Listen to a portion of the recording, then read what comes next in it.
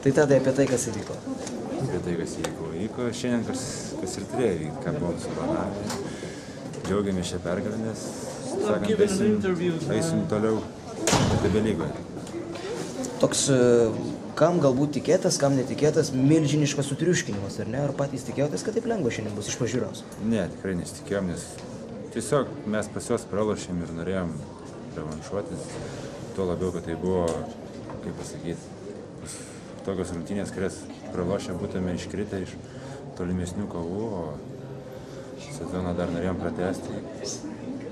Tiesiog buvom stipriai susikoncentravę. Galim sakyti, gal ir sekėsi šiek tiek, bet rezultatas toks, kokio ir norėjom.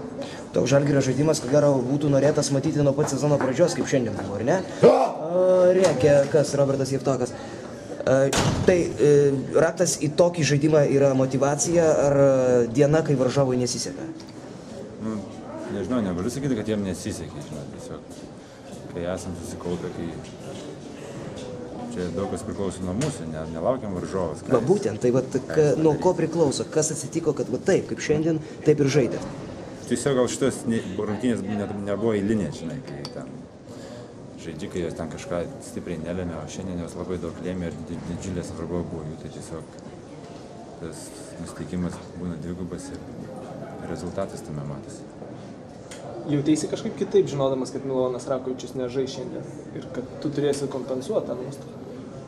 Nu, tik sužinojau atėjęs šiandien prieš varžybas, nes vakar nesitreniravosi, bet šiandien sakė lygtais bandyti, bet treneris leido jam pailsėti. Norėjosi, aišku, geriau pasirodyti, bet gavosi kaip gavosi, svarbu laimėjom.